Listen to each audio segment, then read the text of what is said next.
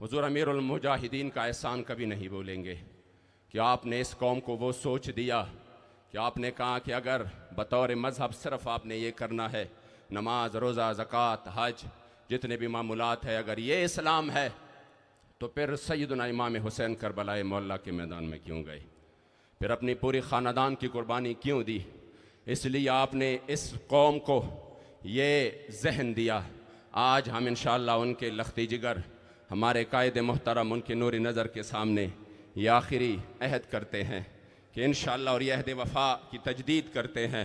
کہ انشاءاللہ حضور امیر المجاہدین نے جو مشن ہمیں چھوڑا، انشاءاللہ آپ کی قیادت میں اور آپ کے ہاتھ پر انشاءاللہ تعالی اس کی تکمیل کے لیے ہم وقت حاضر ہے۔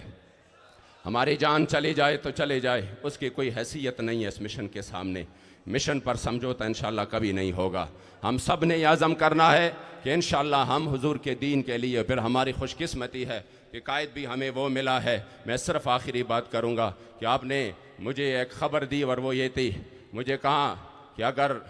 ہمارے پڑوس ملک میں جن پر ظلم اور تشدد کے پہاڑ توڑے گئے، 20 سال جنہوں نے گوانتانامو بے جیل میں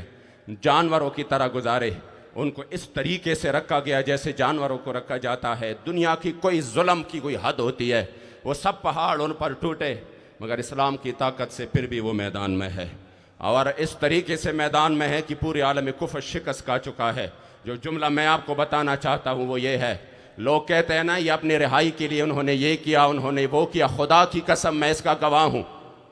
میں اس کا گواہ ہوں کہ آپ نے ایک جو آیت کریمہ فرمایا تھا، لا تحزن ان اللہ معنا، کہ کوئی پریشانی نہیں ہے، رب العالمین ہمارے ساتھ ہے، طاقتیں تمہاری ہیں پر خدا ہمارا ہے، اور عکس پر نہ اتراؤ آئینہ ہمارا ہے۔ اور دوسرا جو لفظ تھا وہ یہ تھا کہ کم از کم امینی صاحب ہم 20 سال تو صبر کر لے، ہم 20 سال تو یہ سختیاں اور تکالیف تو برداشت کر لے، اس کے بعد پھر کوئی گلہ شکوہ تو بنے۔ آپ وہ راہ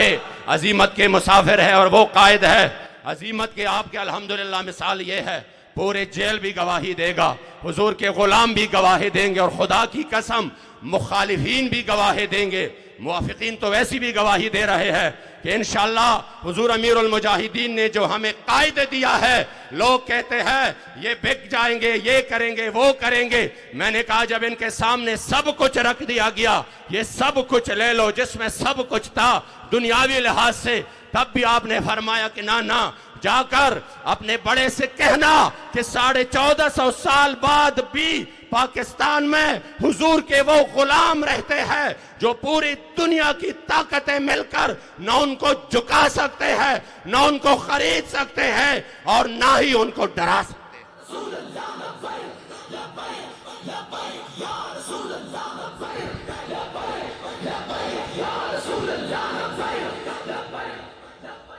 اب تشریف لا